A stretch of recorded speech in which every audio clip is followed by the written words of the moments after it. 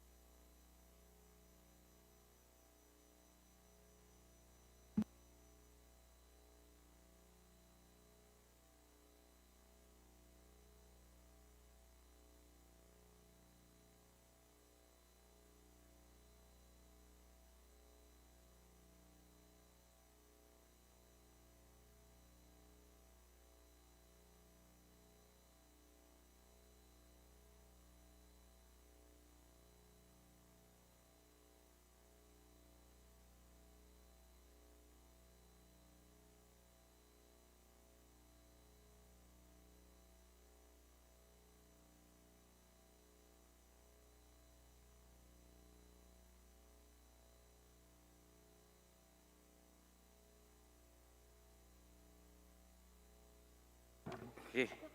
Session resumed. Now to continue the discussions on the budget for the public works and highways, we now go to the majority. I call on, next on the list is Representative Bambi Emano. If you're not around, we'll go to the next one. Representative Lordan Suwan. Not around. We'll go to Representative Christian Unabia. Not being around, we'll go to the next. Mark Go. Next, Majority Leader JJ Suarez, who is beside me. Thank you very much, Mr. Chairman. Good afternoon, Secretary. Good afternoon to the DPWH family. Sec, I just wanted to find out from the DPWH perspective, what relationship does the department have when it comes to local government units?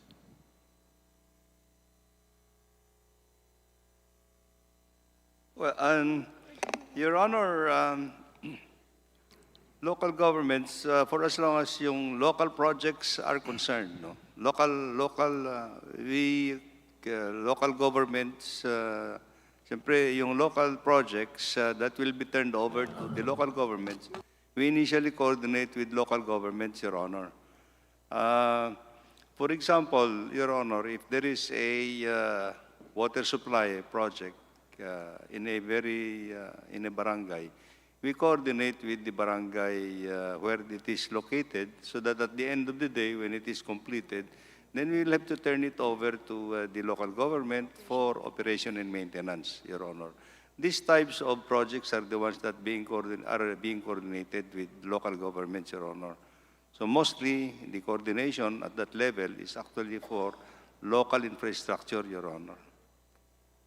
Thank you very much, Mr. Chairman. The reason why I asked this because I remember there was a budgetary process wherein we follow yung top to bottom, where we seek approval from the Provincial Development Council up to the Regional Development Council, and these projects are to be determined in the National Development Plan. However, based on what I've seen for my district, Mr. Chairman, those that were approved in the provincial and in the regional level were not reflected in the National Development Plan. Mr. Chairman, the process of prioritization of the projects, particularly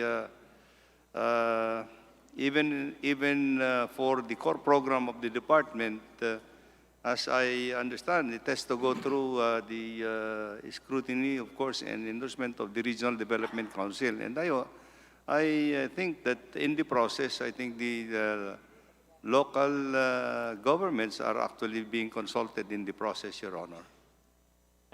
Because, this is the pure essence of democracy where, we were able to get the sentiment of the people from the locals that elevated and we can manifest their priority projects in the district level.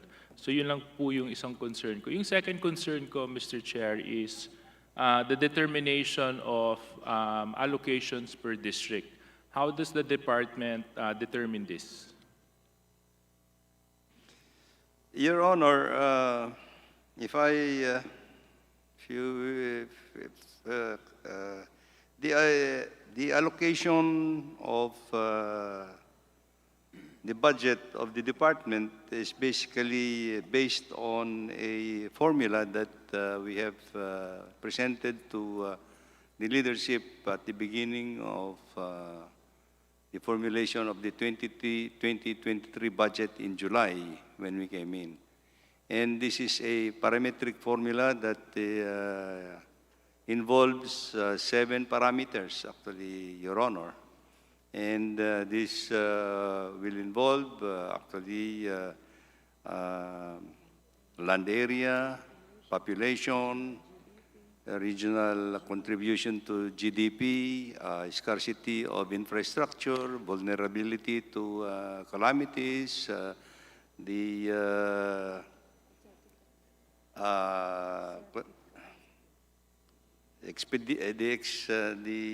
implementation of projects over the years, and things like this. So there are 7 parameters, Your Honor, that we consider in this formula. It's an algorithmic formula, and we came up with the baseline allocation for each of the legislative district, Your Honor. Is it possible, Mr. Chairman, to get a copy of the formula being utilized by the DPWH for the determination of allocations per district? Yes, Your Honor. It's available anytime, Your Honor. We can furnish the committee the formula. And how it is With derived. regards to the utilization of the formula, Mr. Chair, was this formula DBCC approved and accredited, or was it within department derived formula? This is a formula that we proposed to the leadership, Your Honor, in the formulation of the 2023 budget allocation, Your Honor. So therefore, it's a legislated formula. I don't think it is a legislated formula, Your Honor, but it is in principle agreed upon that we have to use it, actually, Your Honor. Because you remember at one point in time, Your Honor, when I assumed office in the department, I consulted with the leadership at that point in time how you would wish actually the resources of the department would be allocated, because it was an instructions to me by no less than the President that in a cabinet meeting at that time to equitably allocate the resources of the government, Your Honor. Thank you very much, Mr. Chair. Mr. Chair, the reason why I stress these points is because as representative of the 2nd District of Quezon Province, being the most economically vibrant district, having the biggest population, having a number of highways traversing my district, kung titignan po natin yung mga qualifications na binanggit, kasama na rin yung flood-prone at saka may mga areas po akong below sea level. So I just wanted to make sure that what the formula is just equitably equates to the allocation per district. So given that the formula will be submitted to this representation, is it also possible, Mr. Chair, that we seek a copy of the implementation of the formula based on the respective districts in all implementing districts of the country? Yes, you will comply, Your Honor, to provide through the committee the allocation formula that we have used, Your Honor. Thank you very much. On to my next point, Mr. Chairman. Mr. Chairman, I'm quite concerned for 2024. Ang dami pong bagyong tumama sa bansa natin. Maraming mabibigat ang ulan na naramdaman ng malaking bahagi ng ating bansa. At kapansin-pansin po ang kalagayan ng ating mga lansangan. lumalaki po yung mga potholes at mga repairs na kailangan gawin. Unfortunately, looking at the 2024 funding for road maintenance and repair, very minimal po yung amount na inallocate ng DPWH. So paano po natin matitiyak ang maayos na pagbiyahe ng ating mga biyahero sa ating mga lansangan? Kung maliit po ang pondong inalaan para po sa pagsasaayos at pagre-repair ng ating mga lansangan. Your Honor, well, it is true that, over the years, there has been minimal allocation for maintenance. And this is the reason why many of the condition of the roads is actually increasingly deteriorating, actually, Your Honor. But hopefully in 2024, we have allocated a reasonable amount to move forward in the maintenance program of the department, Your Honor. So, for 2024, I think we have allocated a total of more than 16 billion pesos for 2024 maintenance program as compared to what we now have in the department for 2023, which is only about 1.6 billion, Your Honor. Mr. Chair, kung doon po sa ni-request niyo sa DBM, magkano po ang hiningi ninyo para sa road maintenance?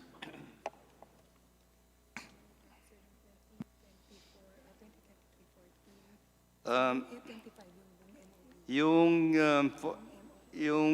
hiningi po namin for 2023, Your Honor, for the maintenance and other operation expenses namin sana, in our National Expenditure Program proposal in 2023 was about 25.5 billion pesos. No? 25. 25.5 billion pesos. That includes the routine maintenance, the maintenance of flood control facilities, and other public buildings, and maintenance for equipment, and things like this related to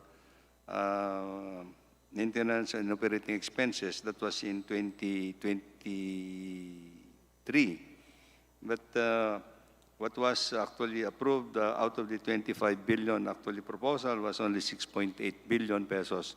And for the routine maintenance allocation here, which is actually 14.6 billion at the time, I think what was released, Your Honor, I'm sorry, but it is 1.8 billion, Your Honor.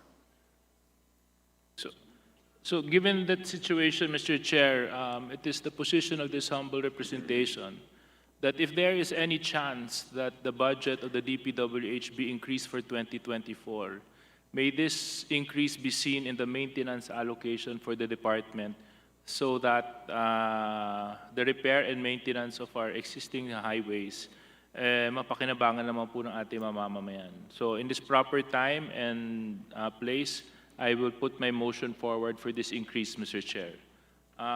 Thank you, Your Honor. With that being said, Mr. Chair, that's all I have for DPWH. Maraming salamat, Secretary Manny Bonoan.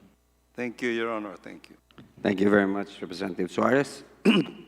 Now we go back to the minority. We now recognize Deputy Minority Leader Stephen James Tan. He's around. We go to the next. Representative Reynolds Michael Tan. Thank you, Mr. Chair, and good afternoon to the DPWH Secretary and the rest of the department. First of all po, I would like to show you some pictures lang po of the Samar-Maharlika Highway kasi I know kanina natanong na po ni Minority Leader yung tungkol sa Maharlika Highway. And just to give you an idea of what we are talking about and why we are very passionate about this road. So please, may few pictures lang po ako na ipapakita on the monitor.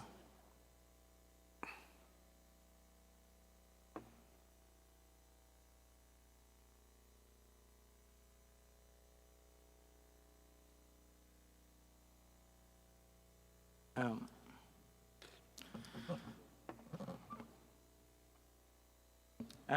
yung nag for the meantime po na wala pa yung pictures. Mr. Secretary, I would like to clarify lang sana regarding dun sa tinanong ni Minority Leader, tapos nabanggit niyo po kanina na this would be a big project. Ito na po pala yung picture. So, this is the current state of the Maharlika Highway ng Samar. So, if you can observe, 2 lanes lang po yung Maharlika Highway namin, majority of that, and it is riddled with potholes po. So, next picture please. Ito po yung another segment of that. Recent po to na pictures. Siguro yung next picture, yan din po yung mga current state po. So, I know that the Secretary is already well aware of this, and gusto ko lang po ipakita din para po maunawaan sana ng iba din naming kasamahan dito sa Kongreso kung ano po ba yung pinaglalaban namin ng buong Samar Block. Kasi ito po talaga yung worsening condition ng roads, and we're very happy that the Secretary has made commitments para po sa pagpapaayos ng Maharlika Highway, including yung para sa next year na pondo. So relevant to the question kanina ni Minority Leader, itatanong ko lang po sana, kung assuming po, Secretary, na meron na tayong, di ba may planong ginagawa for the Maharlika Highway and its complete rehabilitation. Tapos you said na parang next year, yun yung finalization ng plano, and hopefully by 2025, makapag-start na. Tama po ba yun na 2025 yung pag-start, hopefully, nung mas bigger funds na ipropose either from foreign assisted? Is it correct? That is the plan, Your Honor, and I would like to confirm that this is the implementation period that we are looking at to implement the rehabilitated and widened Maharlika Highway in Samar, Your Honor. And I'm very happy, Your Honor, that you have shown some of the pictures actually in Samar. And I would just like to make mention that the condition of the roads in Samar is just what the result of the low maintenance allocation that we have had in the department. And this is what we are trying to overcome over the years. For the Samar project, Your Honor, I think the priority for 2024 is to rehabilitate the deteriorated sections muna, so that it will be motorable, at least the existing pavement. But the bigger program will come after we have actually finalized our negotiations with the Asian Development Bank, I think within the year, and hopefully we can actually implement the detailed engineering design. And by 2025, that is the plan, actually, that we will start actually the full rehabilitation of Daang Maharlika in that area, Your Honor. Thank you, Mr. Chair. Thank you, Secretary. We look forward to that, Secretary, kasi as kanina, as you've seen in the pictures, grabe talaga yung road condition, and we are talking about the carriageway, hindi to yung mga widened part. So yung sira talaga is yung gitna, and dalawa lang din naman yung road doon kasi nasa gitna lang talaga, hindi pa naman widened yung Maharlika Highway in Samar. So thank you, Secretary, for your commitment, and we look forward to that. So may question din po ako regarding naman sa nakita ko sa NEP with regards to evacuation centers. Nakita ko po that there are lump sum allocations for each region. I just cannot recall the exact amount per region. So is that correct po na may lump sum allocation for evacuation centers in each region? Yes, Your Honor. This is a continuing program for the implementation of evacuation centers, Your Honor. So I think the program is that we need to implement to construct the evacuation centers in public areas and hopefully in every province, Your Honor. Considering po na lump sum allocation siya per region, how is it being allocated per province or per district? Kailan po malalaman kung saan siya i-implement na lugar? We have tasked actually our regional offices to look into the locations and for one thing, Your Honor, kung saan pa yung walang evacuation centers, and this will be the given priority. Kasi I understand that the department over the years have already constructed several evacuation centers in many provinces. So the priorities would be in those areas na wala pa pong evacuation centers. And we have tasked already the regional offices and the district engineers to collaborate and identify where the new evacuation centers will be implemented, Your Honor. Kasi yung na-observe ko po is pare-parehas ng allocation per region regardless of size of region, how many provinces there are in that region, or how many districts there are. So, given na pare-parehas siya, parang I feel na parang hindi siya equitably distributed din considering na yung mga factors na mention ko po. So, how do we go about it in the next years na para maging equitably distributed talaga siya? Yes, Your Honor, because we know that there are still many more that we need to marami pa yung evacuation centers that we have to undertake. So for 2024, it was most a decision process that for the time being, we have allocated in equal amounts muna. Per region, but we know that the amounts that we have allocated will not even be sufficient to cover everything in 2024. So tuloy-tuloy po yung program until we find actually the actual inventory of how much we will need eventually in 2025 and the years to come. Palagi ko po for 2025, it will be more, hindi na po equal, but actual requirements mo per region na po ang allocation natin.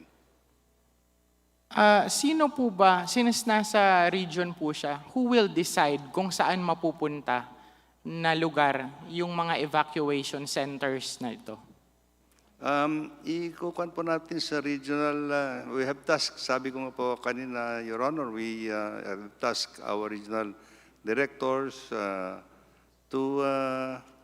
and the district engineering offices actually to coordinate and collaborate on how to identify yung mga where the evacuation centers will be located po. We would like to emphasize that in the process, ang priorities will be in areas where are the vulnerable to climate change, yung mga effects of typhoons, and yung mga ganun po, yung vulnerability to calamities. Yung unahin muna na lalagyan kung wala pa po. Thank you, Secretary. I really hope na matutukan talaga ng pansin na maibigay talaga siya sa pinaka mas nangangailangan. Kasi as I've mentioned, yung parang kakarampot lang po yung pondo na yan. And I don't think na it will be enough para nga sa even one per district in Region 8. I don't think it would be enough for that. So, kasi di ba parang yung mga evacuation centers, I think cost like mga 40 million ata, kung di ako nagkakamali, per each. So, parang I don't think na it would be enough na mabigyan nga per district kahit tigi-isa lang. So anyway, I would like to thank the Secretary for your continuous support sa Samar, and we look forward po dun sa pagpapaganda ng Maharlika Highway. So thank you and good afternoon. Thank you, Your Honor. Thank you, Representative Tan. Now, for the majority, because apparently bumalik po si Representative Christian Umabia, you are now recognized. Thank you, Mr. Chair, and good afternoon. Good afternoon to the DPWH family. Now, to go directly to my concern, Mr. Chair, I have here a copy of the 57 minutes and 32 seconds video clip of the President's message during the President's visit situation briefing on the effects of shear line in Hingoog City and the province of Misamis Oriental last January 11, 2023, which was personally attended by the good Secretary of DPWH. But due to the interest of time, we will be playing a 3-minute short clip. So please play the video first, Mr. Chair. Can I request? Immediately repaired because hindi man makadaan yung mga residences. Like in Hingog, we have 5 barangays na kung hindi ma-repair yung spillways, they cannot pass during heavy rains. Ano bang may band-aid solution ba tayo for at least for temporarily para madanan? Itaas lang ng level of somehow. Mr. President, we are actually in the process of procuring yung, you recall, meron ho tayo kasi yung modular bridging materials before. That's what I was thinking of. And this is what we are trying to procure now, Mr. President. So Pero we have it available to us already? Wala pa, sir. When are we going to get it? We are in the process of discussions with the Kung matagal pa yan. In the meantime, how do we allow the kahit na foot traffic lang muna? yes, sir. Kahit footbridge. No, doon sa mga spillway. Yes, sir. Bago natin maayos yung spillway, paano natin gagawin para meron madaanan ng tao? Well, titingin po kami ng another diversion po siguro, Mr. President, para may Maghanap ka ng ibang Opo. Mr. President, Yes. yeah, we know the terrain of every municipality here, no? So kung hanap tayo ng terrain, as mentioned by Secretary Manuel, medyo mahirap, malaki ang trabaho. So we'll be discussing this with the district office and the regional office of DPWH para to know the cost of the immediate repair of the dikes. Hindi pwede foot traffic lang, Mr. President, kay we have to carry the goods ng mga residences of that particular barangays. What do we usually do? Pagka yung mga spillway, mag-aantay lang tayo hanggang maayos ulit. Naantay namin bumaba yung tubig, Mr. President. Kaya nga, we have to wait until... Yun na nga, marami rito, weather permitting. That's the problem that we're having now because the rain doesn't... Parang ang forecast, hindi pa yata matitigil ito for a while.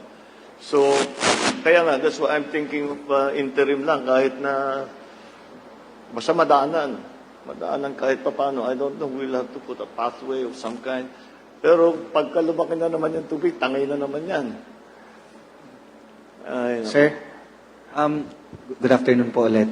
As of yesterday po, we had our briefing and during our damage assessment po, meron na pong assessment ang DPWH through our district engineer kung ano po yung dapat gagawin for the province of Misamis Oriental po. It was being presented po and subject to submission sa region and to be endorsed po sa central office din po through Secretary Bonoan po. Well, once it gets to the Secretary's desk, I'm sure that we will prioritize this. Yes because po. It is a repair. Okay, and then... During the said briefing, Mr. Chair, His Excellency President Bongbong Marcos expressed his concern that he wants immediate action to the flood-hit areas in the province of Misamis Oriental brought about by the shear line thunderstorm. Mr. Chair, I would like to ask the good secretary from the DPWH, do you take the President's marching orders seriously? Absolutely, Your Honor. Now, may this representation know the status and action taken by the DPWH on this matter since 8 months na po ang lumipas. Your Honor, after the visit in Misamis Oriental, we have tasked actually our regional offices to consolidate and look into the damages brought about by shear line at that time. There was a consolidation of projects that have been submitted, and at the time, as early as February, Your Honor, in this year, February this year, Your Honor, we have been able to identify some of the immediate projects needing rehabilitation due to the shear line, and there are many flood control projects that were released funds amounting to 183.6 million pesos, Your Honor, for the immediate rehabilitation of some of these projects, Your Honor. That is for next year, This Mr. year, Chair? Your Honor. This year?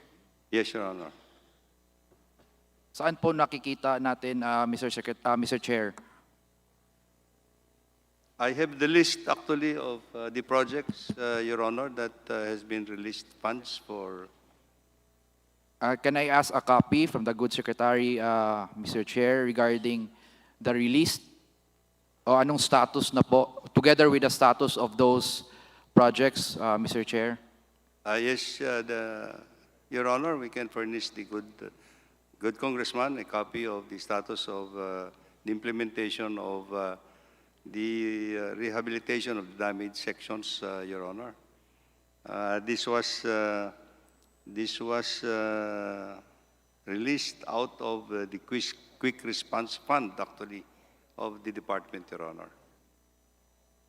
Now, Mr. Chair, Mr. Secretary, itanong ko lang kung ano po talaga yung total damage na flood controls dikes na nangyari during that time na sinubmit galing from the assessment of the district office of the first district of Misamis Oriental. Honestly, Your Honor, I don't have the copy of that assessment, but certainly we can provide the good congressman a copy of the total assessment, Your Honor. Maybe we can ask the regional office because I'm sure I've heard the district engineer submitted to the region. Yes, Your Honor, I think. Then can we hear from the regional director herself?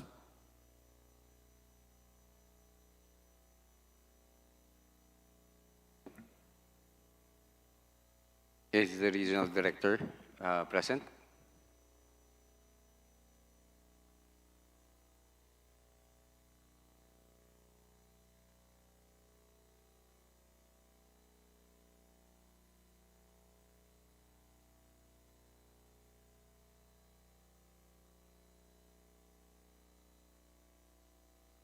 Your Honor, I have been given a copy of the assessment made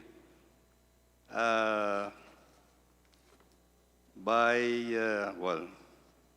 the district through the regional office, a total amount of 3.37 billion pesos, Your Honor. Now, may I ask, Mr. Chair, Mr. Secretary, bakit po 180 million lang po yung na-fund? Your Honor, upon assessment, Your Honor, because it looks like what has been submitted is a reconstruction and a new projects that are being that are being proposed, Your Honor. What we have prioritized are actually the restoration of damages, Your Honor. So this has been vetted out.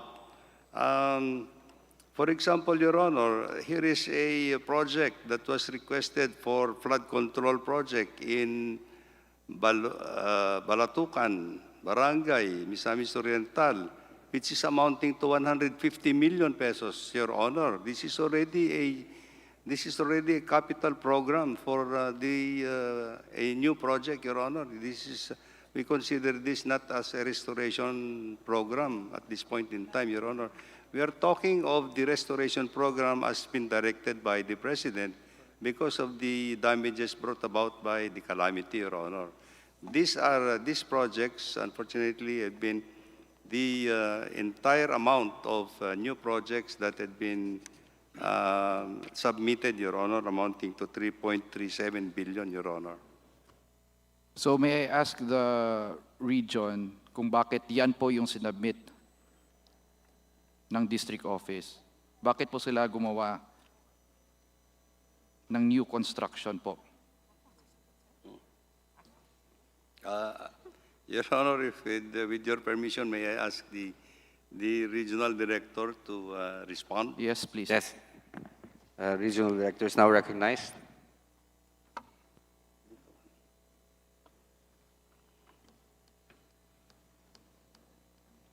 Thank you, Your Honor. I am Sinaida Tan, the Regional Director of DPWH Region 10. Good afternoon, RD. Magandang hapon po. Regarding po dun sa project submitted by the District Office, as per request of, a personal request of then Governor Peter Onabia and Congressman Onabia, and it was instructed to us by Secretary Excuse me, Bunuan for excuse me. evaluation. Request When we from, evaluate- request from the district. my office po? Yes. That copy was yung pumunta po kayo doon sa central office. And then it was endorsed to us by Secretary Bunuan for evaluation. And when we evaluated those listed projects amounting to 3-point-something billion, those projects belongs to category ng construction. And there were only about 2 projects na nag-fall under rehabilitation. Kasi nga, yung sinabi ni Secretary, there are projects na worth 150 million, karamihan. And also those projects will not qualify the requirements under our Department Order Number 243 for the request of quick response funds, wherein nakastipulate po doon na kailangan po ay rehabilitation or repair lang, and it's not new construction.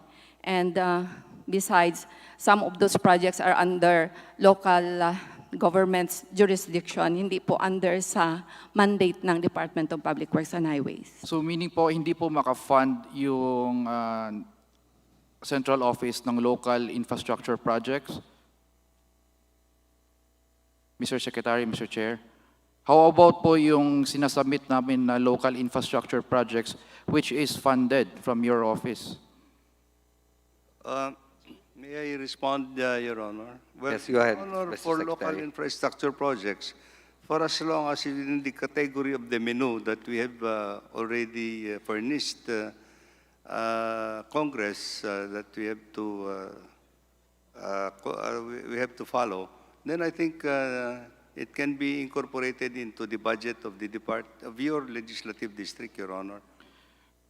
Yes, also, Mr. Chair, regarding po the statement of using a quick response fund, wala man naman pong sinabi si President BBM regarding the use of quick response fund. Kasi ang sabi po niya, to do the assessments first, to know what should be done, how much is the damage, and to know how will the damage be repaired that was hit by the shear line. So hindi po natin pinag-uusapan yung quick response fund po. Maybe some other programs you have, you can fund those damaged by the shear line. May I respond, Your Honor? Yes, Your Honor, if you will recall, actually what we have discussed during the visit of the President is to immediately repair actually what the damages brought about by the shear line phenomenon. And this is what we have done actually to look into what actually were the damages at that time, Your Honor. So, a quick response fund is just the source that we have that was immediately available at that time. So this is what we are saying, that we have allocated 183 million at that time, as early as February, to repair actually what were the damages brought about by shear line, Your Honor. Thank you. So, Please wrap up. yes, I would just like to ask a copy of that 180. funded projects, Mr. Chair. And that would be all, Mr. Secretary. Regional Director, thank you. Thank you. We will Thank you. comply, Your Honor. We will furnish the Honorable Congressman a copy of the Quick Response Fund allocation for Misamis Oriental, Your Honor. Thank you very much. Now, on the part of the minority, the chair recognizes Representative Dagoc. Thank you, Mr. Chair. Good afternoon, everyone, especially to Secretary and the rest of DPWH family. Mr. Secretary, this is a prevailing issue. Even before you become the Secretary of the DPWH, the problem of electric cooperatives are the payment of relocation. Nasa gitna na po ng daan yung mga poste. And I have seen in your budget that there is a substantial increase in the STO where the amount for right-of-way will be taken. Tama po ba yung observation ko, Mr. Secretary? Your Honor, this is a little issue with regard to the relocation of electric poles in many of the national roads. I have discussed this with our legal department, and yes, indeed, there has been some allocations and that we have already allocated for the relocation of street poles. But we continue to discuss this with the National Electrification Administration and the Department of Energy on how we can resolve some of the pending issues, actually, because there are issues with the costings, Your Honor, as I understand, with the concessionaires. And we continue to discuss this, Your Honor, because it's no less than the President has called my attention about the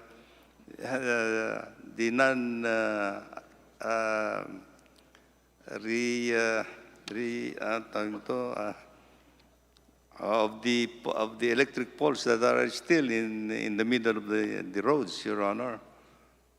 Mr. Chair, Mr. Secretary, can you cite what is that or what are those specific issues that you are contemplating, Mr. Chair? One of the major issues that we are trying to discuss, Your Honor, is that whenever they are going to relocate their post, they want the national government to assume the disturbance, the interruption cost of the relocation, the interruption cost of relocation of the electric lines, Your Honor. The other thing is, Mr. Chair, Mr. Secretary, that is a non-issue, no? Just stick to the different joint circulars, joint circular number 1, 2, and 3, between the Department of Energy and the DPWH, because those circulars are in accordance with Section 16 of Republic Act 10531. Wala po doong nakalagay na magbabayad kayo sa, ang tinatawag mo pong disturbance, yan po yung economic cost or revenue loss, kasi we are talking of already energized line. Pag ginalaw mo po yan, magkaroon po ng interruption dyan, nawawala ng revenue. That is out of the question.